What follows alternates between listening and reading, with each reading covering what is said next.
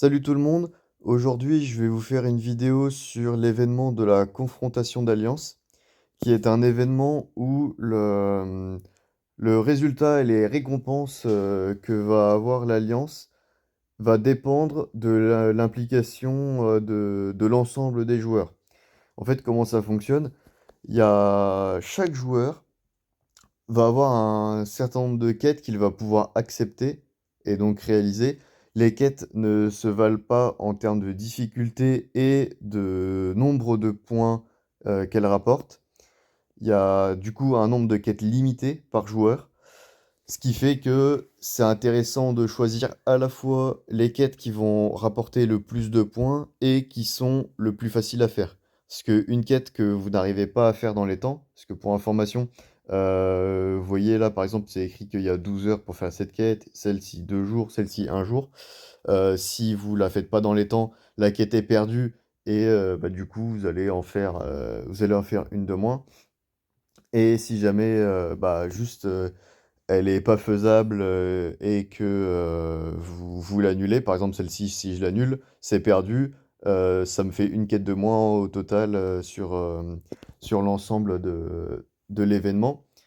Notez bien que si jamais vous sortez de l'alliance alors que vous avez une quête validée, par exemple, si cet événement se déroule pendant la semaine où il y a l'expédition, c'est l'événement où on défend le totem, et que vous avez une quête qui est validée, vous sortez pour aller défendre le totem dans une autre alliance, la quête sera annulée par défaut. Donc vous pourrez venir dans l'alliance, les points compteront quand même pour les quêtes que vous aviez déjà faites et vous pourrez en refaire. Mais les quêtes enfin la quête qui était validée à ce moment-là, mais qui était en cours, elle sera annulée. Ça c'est super important à savoir. Ensuite donc, en fait, le but à la fin, hein, quand même, c'est, vous voyez, on débloque des niveaux avec des récompenses à chaque fois en fonction des points atteints. Et à la toute fin de l'événement, donc tout le monde aura exactement accès aux mêmes récompenses. Ça, c'est vraiment un effort d'équipe. Et en gros, donc à la fin, on choisira entre les trois récompenses de chaque ligne. Donc là, il faudra choisir entre ces trois types d'accélération. Ici, on choisira entre le coffre d'amélioration, les marques de prospérité et les bénédictions. Et évidemment, vous en doutez bien, plus on avance, plus les récompenses sont vraiment très intéressantes. Et notez que tous les 5 niveaux environ, il y a des récompenses un peu plus intéressantes que les autres. Donc c'est bien de viser des paliers de 20, mais de toute façon, le but c'est d'aller le plus loin possible. Ensuite donc, il y a toute une liste de quêtes qui sont donc accessibles à tout le monde. Les R4, R5 d'une alliance peuvent les réinitialiser. Donc, par exemple, j'en parlerai par la suite, puis mais il y en a même une autre là. Il y a des quêtes aléatoires, ça je déconseille vivement parce qu'en fait, on ne sait pas ce qu'on va tomber ni en termes de délai, ni en termes de difficulté. Donc, autant prendre des autres quêtes, même potentiellement qui donnera un peu moins de points, mais où vous êtes sûr que vous avez en stock ce qu'il faut pour la faire. Donc, en fait, les R4 et R5, ils ont ce moins là que vous voyez ici. Et hop, la quête, elle dégage. Et il y en a une nouvelle qui prendra sa place dans 30 minutes. Et c'est exactement la même chose si jamais quelqu'un accepte la quête. Donc là, par exemple, si quelqu'un accepte cette quête, elle va disparaître. Et du coup, il y en a une autre qui prendra sa place dans 30 minutes. Donc là, par exemple, bah, ouais, il y en a une autre ici, là. Paf, je vais les mettre en timer. Je vais faire les autres après. Et ici, à cet emplacement-là, c'est le même emplacement pour tout le monde, c'est une quête individuelle. On le voit avec la petite étoile jaune qui est en haut là. Donc ça, c'est une quête qui vaut systématiquement 240 points, c'est le maximum pour une quête. Vous pouvez en accepter 5 par jour maximum. Et il y en a, elle, si vous la réinitialisez, c'est toutes les 15 minutes qu'il y en a une nouvelle et personne ne verra celle que vous avez. C'est vraiment, il y a que vous, c'est différent pour tout le monde en gros. Et donc les quêtes sont les mêmes, mais je veux dire, il n'y a personne d'autre que vous qui verra ce que vous avez sous les yeux à cet endroit-là. Donc, à cet emplacement-là, vous avez donc cette quête-ci où ça dit que pour accomplir la quête, il faut augmenter son PC d'armée de 3 250 000. Donc ça veut dire que, par exemple, moi, si j'entraîne 1600 troupes T11, ça me fait 128 000 PC. Donc il faut que je fasse 128 000 plus 128 000, etc. jusqu'à atteindre 3 250 000. Il y a cette quête-ci que j'ai pris qui nécessite d'acheter des packs de manière à obtenir 6000 cristaux. Ensuite, il y a... Hop, j'avais pris quelques screens parce que forcément, vu que ça se reset toutes les 15 minutes, c'est pas évident. Alors, je sais plus, pour les quêtes individuelles, j'ai quelques screens là-haut. Donc, il y a, par exemple, vous voyez ici sur ce screen-là, il y a fabrication de totems. Donc, ça, c'est un joueur qui me l'a envoyé. Merci, Nico. Donc, fabriquer 20 totems. Bon, celle-là, je vous avoue, je la déconseille parce que fabriquer 20 totems, c'est super long. Il faut les objets de fabrication accélérés de totems. Et le coût, il augmente à chaque accélération de totem, et sinon, ça coûte une fortune en cristaux. Donc, je déconseille cette quête-là. Il y a Australia qui m'a envoyé cette quête-là aussi, qui est extrêmement intéressante parce qu'en plus, peu importe si jamais la confrontation d'alliance se déroule pendant le chef le plus fort ou la semaine qui suit, il y a un événement de dino. Et du coup, cette quête-là, bah, dans la journée, vous pouvez l'accepter 4 voire 5 fois si vous avez pas mal de parchemins orange, des parchemins rouges, même des violets ou des œufs dorés dans le sac. Et bah, du coup, c'est vraiment 240 points en boucle qui sont offerts. Là, par exemple, lundi, on avait l'événement de Dino. Du coup, j'ai fait 5 fois la quête. Bah, en termes de points, vous allez tout de suite le sentir, hein.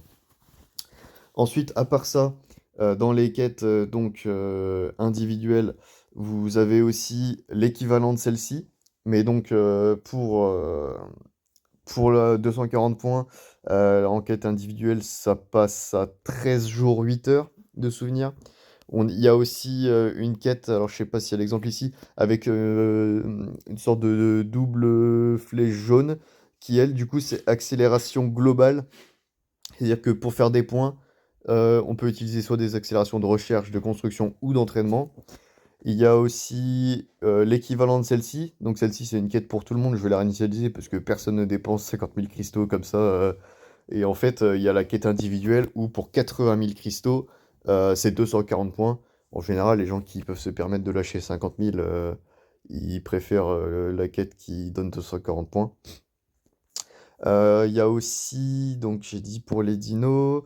Est-ce que j'en oublie? Je vais voir s'il y a des quêtes là-dedans qui m'y font penser. Non, il n'y en a pas. De toute façon, vous verrez ici hein, les quêtes. Les quêtes, vous les réinitialisez toutes les 15 minutes, enfin aussi vite que possible, quoi, pour avoir les meilleures chances d'avoir les quêtes qui vous intéressent et qui sont faisables pour vous. Donc par exemple ici on a l'équivalent des totems mais pour 80 points c'est pas intéressant. Ici c'est une quête d'accélération d'entraînement, c'est pas intéressant. En fait le but pour les R4 R5 c'est de laisser accessible des quêtes qui sont à la fois simples à faire et qui vont apporter des points. Par exemple celle-ci pour 73 points, devoir claquer des recharges de PA c'est pas ouf.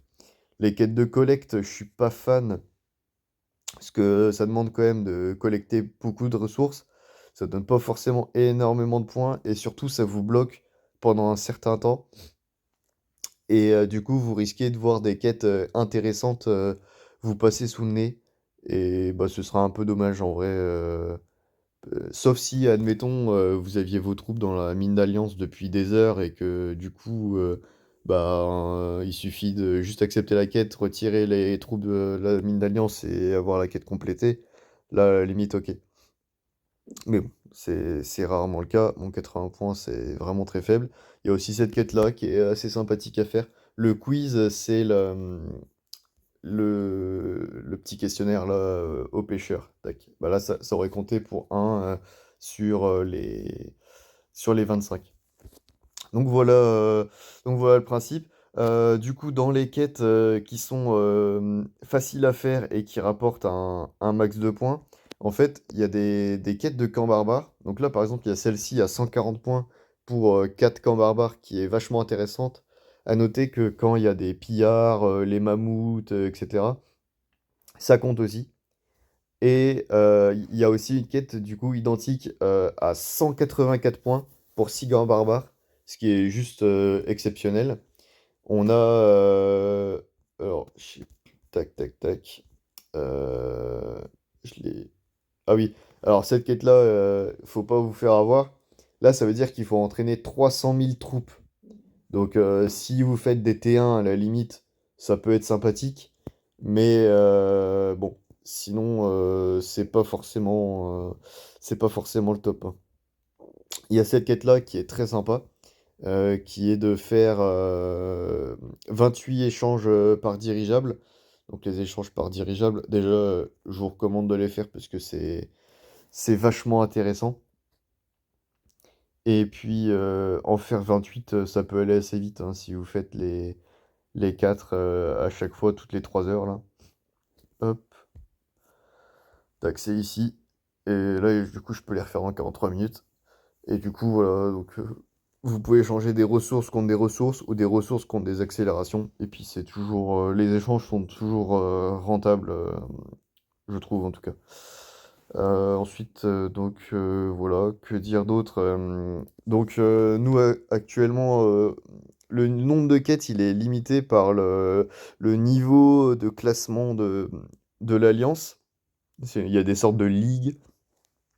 Nous, actuellement, on peut faire 11 quêtes. Vous voyez là, je suis à 10 sur 11, donc j'ai cette quête-ci à finir. Après, je passerai à 11 sur 11. Et peu importe votre ligue, une fois que c'est fini, vous pouvez dépenser 1000 cristaux pour en accepter une 12e. Donc là, vous voyez par exemple notre joueur qui a fini premier, là, Benj Lamalis. GG à lui parce que il a fait 12 quêtes. Et en plus, il a fait 12 quêtes à 240 points parce que le maximum de points, du coup, vous faites 12 fois 240, c'est 2880. Donc vraiment, GG à lui, c'est vraiment pas mal. Donc voilà. Ensuite, donc les quêtes les plus faciles, vous avez donc les quêtes de camp barbare qui peuvent rapporter donc pas mal de points si vous avez la quête à 4 ou 6 camps. Ces quêtes-ci sont vraiment très simples et rapportent quand même pas mal de points. Donc il y a évidemment à chaque fois il y a les équivalents qui rapportent moins de points et qui sont encore plus faciles, hein. Vous avez par exemple un camp barbare pour environ 80 points ou des trucs comme ça. Pareil pour les quiz, pareil pour les dinos. Vous avez vu tout à l'heure il y avait une quête à 80 points. Des fois regardez un peu parce qu'en fait on a le requis ici.